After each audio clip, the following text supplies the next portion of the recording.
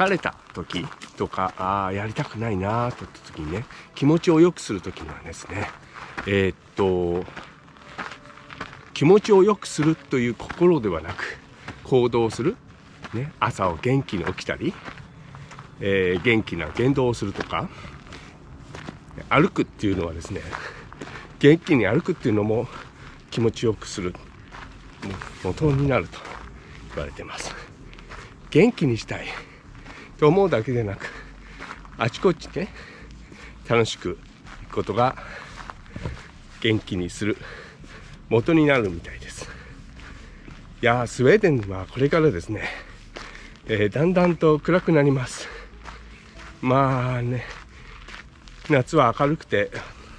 とっても開放的になりますが、これからですね、秋を迎え、まあクリスマスになる時までもねですね、だんだんと気候も暗くなり、人間も暗くなりがちなんですけど、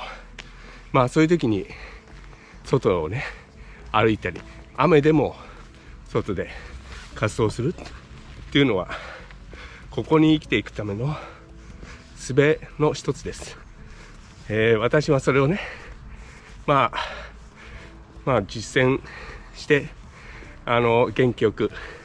楽しくスウェーデンに住んでいます。もう20年以上も住んでますけどね。ちょ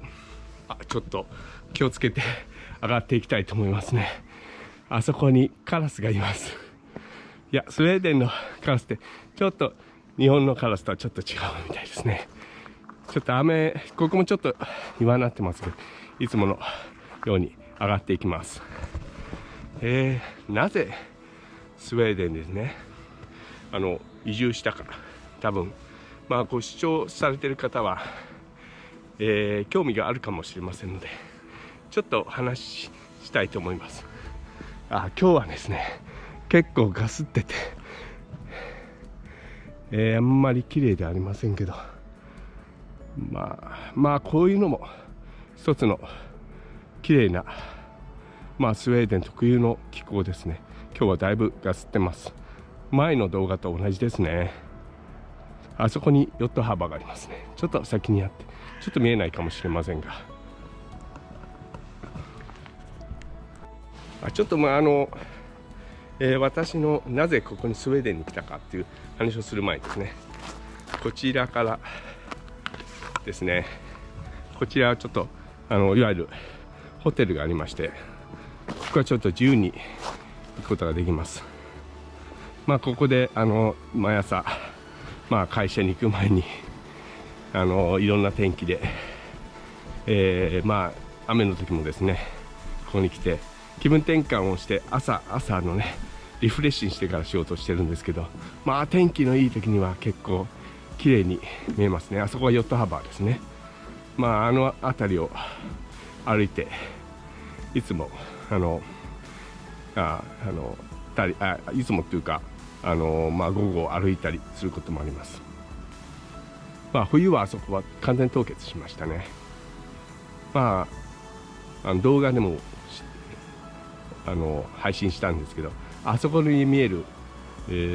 島まで歩いていきました。今日はかすってますけどね。じゃあこれからちょっと歩いて、いつものように歩いてですね、朝を始めたいと思う。朝散歩を始めたいと思う。続けたいと思います。ですね、なぜスウェーデンに来たかということですよね。2001年になりますので、だいぶ昔のことで、まだ私はですね、まだ若造でして、今から考えたら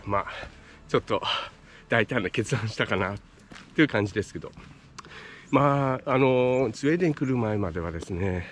日本で一般的な会社員をしていました。研究者という技術系のね会社に勤めて、で技術系のいわゆる研究員をやっていました。でその研究員になってた時にですね、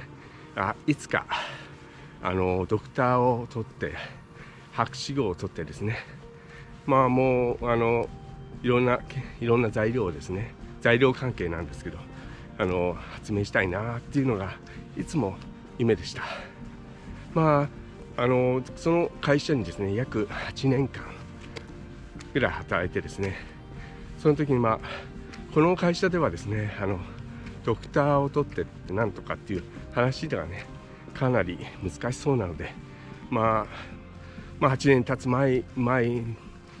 以上前からですね、3年、働いて6年5年ぐらい働いて、いろんなところに外国とか行ってですね、外国では比較的ドクターっていうのがいわゆるメリットになる。日本にはあんまりならないんですけど、あとあちこちの海外旅行しているところにいろんな大学を見てきてですね、結構みんなニコニコして開放的に、ある学生は奨学金で学業に集中できる環境を見てきたんですね。で私が8年勤めた間にですね、ドイツとかあちこち行ってた時に飛行機の中でですね、たまたまスウェーデン人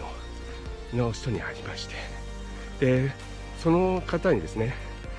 いつかドクターを取りたいっていう夢を話したんですね。でその時にスウェーデンの大学に来てみないかと、これ紹介するからという話が張り込んできたんですね。そんなこと期待してなく、そのスウェーデン人の飛行機にね横に座ってた人なんであんまり考えてなかったんですけど、その時にそうかという感じでメール交換をしてですね、アドレス交換して、でそのままするとまたその方がですね、日本で私が普通に、日本でいて、でメール受け取ったんですね。この学校どうだというメールだったんですね。で私もそのスウェーデンの人もまた日本に来るから、ちょっと遊びに来るから、出張で来るからということで、会いませんかということで、っていう感じで、ちょっとそういうあんまりその時はあんまり感じてなかったんですけど、でよく会ってみていろいろすると結構現実感のある話ですね。スウェーデンで奨学金も出せるから来てみないかと。だから履歴書を書いてその大学に送ってくださいという話だったんですね。そういうこともあるんですね。それで私もですね独身ですし、もう働いて新しいこともやりたいと、研究者になりたいという夢もあったので、それでスウェーデンに行くと、会社を辞めてですね、会社の同僚にはかなり反対されましたけど、それでスウェーデンに行くという決断にしたんですね。いや、それが私の